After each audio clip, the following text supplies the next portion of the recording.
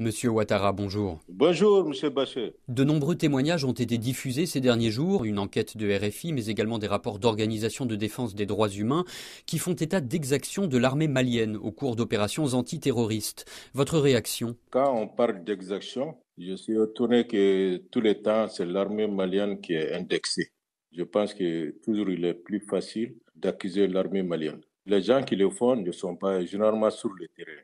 Il faut être sur le terrain pour savoir comment on peut identifier un terroriste d'un simple civil. Nous, on les a dit de nous donner l'algorithme pour pouvoir identifier avant de tirer. Les autres tirent comme nous. Mais pourquoi on trouve que c'est l'armée malienne qui fait des exactions? Human Rights Watch, organisation de défense des droits humains, parle d'au moins 71 civils tués depuis le mois de décembre et évoque des actes de torture, des exécutions sommaires, des charniers, des pillages. En 2012-2013, quand tout cela a commencé, quand le Mali a fait appel à la France avec Serval, on avait 300 villages qui étaient occupés sur 16 000. Quand Barkhane est venu, sur 9 ans, Mais là, il ne s'agit pas de Barkhane, on parle de l'armée malienne. j'en viens. Je veux dire que ce qu'on a su, que chaque année, la France donnait à peu plus d'1 milliard pour ça. Ça veut dire que c'est à peu près 2 milliards de francs CFA qui étaient dépensés pour pouvoir sécuriser le Mali. Sur 9 ans, voilà les résultats, 16 000 villages étaient occupés. Maintenant, en 4 mois, l'armée malienne, avec un peu de moyens, sur les 16 000 villages, on a libéré aujourd'hui 12 000 villages. Il y a plus de 80 000 déplacés qui ont regagné leur logement. Les résultats que l'armée malienne a pu avoir avec peu de moyens et voir que la France a dépensé chaque jour 2 000 milliards sur 3 204 jours, si vous prenez cela, il y a des gens qui ne veulent pas qu'on fasse un tel bilan. Donc pour que ce bilan ne soit pas fait, donc on essaie de noircir l'armée malienne.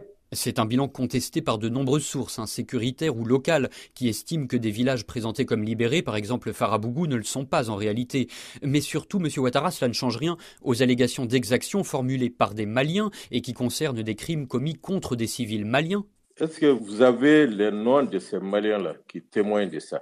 Vous savez, dans certains villages, la situation est telle que si vous donnez de l'argent à un Malien, un pauvre qui souffre, il vous dira tout ce que vous voulez. Donc pour vous, c'est un complot, une campagne de diffamation. Mais bien sûr, c'est un complot, c'est ça que je vous dis. Le succès que l'armée malienne a remporté, on ne veut pas que cela soit su. En tant que vice-président de la commission défense du CNT, la représentation nationale, est-ce que vous comptez quand même demander des éclaircissements aux autorités sur ces allégations d'exaction? Nos soldats suivent tout le temps des cours sur le respect des droits de l'homme. Aujourd'hui, la Cour de justice militaire est opérationnelle. Tout acte d'exaction rapporté, il y a les procureurs qui sont là, qui mènent des enquêtes. Et déjà, il y a eu des soldats qui ont été punis. Donc, notre justice fonctionne très bien.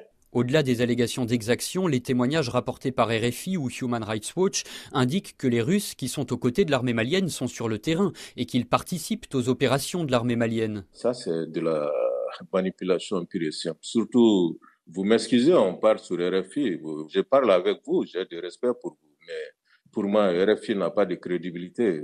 Alors, de très nombreux pays occidentaux affirment que ce sont les mercenaires du groupe Wagner qui sont déployés au Mali. Les autorités maliennes démentent et parlent d'une coopération d'État à État. Plus généralement, le gouvernement de transition n'a communiqué aucun détail sur le nombre, sur les missions de ces supplétifs russes, ni sur les éventuelles contreparties financières ou minières. Est-ce que les citoyens maliens ne méritent pas d'être davantage informés sur ces choix stratégiques et souverains? Les citoyens maliens sont bien informés de tout cela. Il n'y a pas de Wagner au Mali. Mais sur le nombre, sur le coût des combattants russes au Mali? Il n'y a pas de combattants russes au Mali. C'est ça que je vous dis. Il y a une mission militaire russe au Mali qui est là depuis longtemps.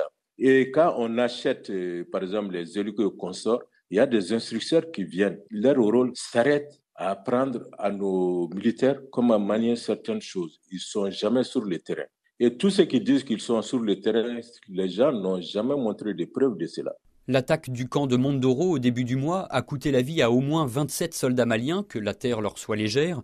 Est-ce qu'on connaît aujourd'hui le bilan définitif de cette attaque, à laquelle les FAMA ont d'ailleurs riposté? Quand nous sommes en guerre, tous les bilans sont toujours provisoires. Parce que les blessés, il y en a qui peuvent guérir, il y en a qui peuvent ne pas guérir. Mais pour le moment, le bilan qui a été publié par la DIRPA, C'est le bilan officiel, il faut s'arrêter à ça. La Mauritanie accuse l'armée malienne de crimes récurrents contre ses ressortissants.